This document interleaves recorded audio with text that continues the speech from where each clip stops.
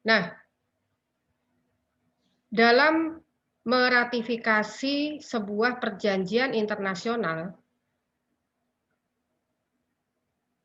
dalam Undang-Undang Nomor 24 Tahun 2000 tentang Perjanjian Internasional, negara-negara yang meratifikasi perjanjian internasional itu boleh menolak satu atau beberapa pasal yang diatur dalam perjanjian internasional apabila pasal-pasal tersebut berpotensi mengganggu pendapatan perekonomian negara tersebut. Atau pasal tersebut bertentangan dengan falsafah budaya hukum dari negara tersebut. Jadi walaupun misalnya ya Indonesia sudah menyetujui seluruh isi Konvensi Internasional Bern dan Paris tentang hak kekayaan intelektual, termasuk hak cipta, paten, merek, dan semuanya, tetapi tidak boleh bertentangan dengan falsafah budaya hukum ya, landasan konstitusional dan landasan real, Undang-Undang Dasar dan Pancasila. Karena itu, tidak semua pasal-pasal dalam konvensi internasional itu dimasukkan ke dalam undang-undang nasional Indonesia. Demikian juga negara lain. Contoh misalnya ya, dalam undang-undang hak cipta, kalau di konvensi internasionalnya, semua bentuk karya seni, ilmu pengetahuan, dan karya sastra dilindungi oleh hak cipta. Jadi hak cipta itu melindungi 3 karya. Yang pertama ilmu pengetahuan, karya seni, dan karya sastra. Tanpa kecuali. Tetapi Indonesia mengecualikan. Kecuali ilmu pengetahuan, karya seni, dan karya sastra tersebut bertentangan dengan peraturan perundang-undangan yang berlaku, norma kesusilaan, dan norma ketertiban umum. Maka, konsekuensi hukumnya, semua karya seni, karya sastra yang mengandung unsur ketelanjangan dan semi ketelanjangan tidak mendapatkan perlindungan hak cipta di Indonesia. Nah, ini berbeda dengan negara-negara lain yang secara utuh mengadopsi, meratifikasi Konvensi Bern dan Paris hak kekayaan intelektual ke dalam hukum nasional mereka.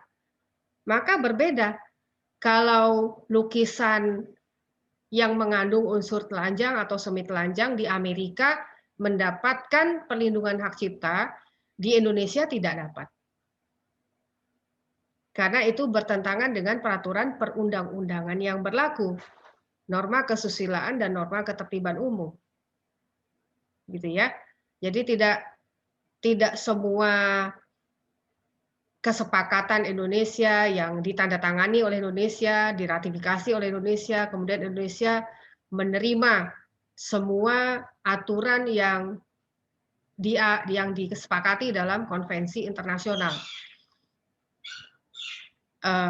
Kita sama-sama tahu bahwa ketika melakukan perundingan, jadi kan tahapan pembuatan perjanjian internasional itu kan ada 3 ya. Yang pertama perundingan, yang kedua penandatanganan, yang ketiga ratifikasi atau pengesahan. Dalam tahap perundingan ini kan berjalannya alot sidang negara-negara melalui utusannya masing-masing, melalui delegasinya masing-masing. Ini kan membawa kepentingan negaranya masing-masing untuk berunding di konvensi internasional. Ya, masing-masing kan berusaha untuk menyelamatkan, mengamankan kepentingan negaranya masing-masing. Maka sangat jarang sebuah konvensi internasional itu diperoleh dengan musyawarah dan mufakat, selalunya melalui voting. Nah, jadi bagaimana kalau yang ketika, voting kemudian negara berkembang misalnya ya, karena jumlahnya lebih sedikit dari negara maju, kan kalah ya, suaranya dikit. Ya maka dia harus ikut pada suara terbanyak, gitu. Nah, artinya apa? Konvensi itu mengakomodir kepentingan dari negara-negara maju, gitu ya. Nah, untuk mengantisipasi kerugian ya saya sebut ya, kerugian yang, kemungkinan akan diderita oleh negara berkembang yang terpaksa mengikuti, voting yang di dalamnya lebih banyak negara maju, maka dalam perjanjian internasional, ya negara-negara diperbolehkan untuk menolak satu atau beberapa pasal dalam ratifikasi yang pasal-pasal tersebut berpotensi untuk, apa, menurunkan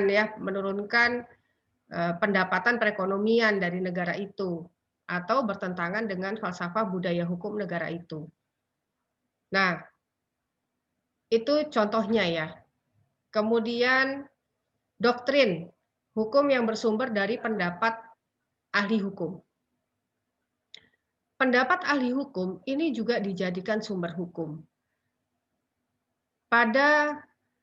Terutama pada saat para pakar hukum ini memberikan keterangan sebagai ahli. Nah, siapakah yang dapat menjadi ahli, ini bergantung pada hukum yang bersumber berdasarkan wilayah keberlakuannya ya. Kalau dalam mahkamah internasional, dalam persidangan mahkamah internasional, yang disebut ahli hukum atau pakar, ini dia haruslah seorang guru besar bidang tertentu, harus seorang profesor di negaranya.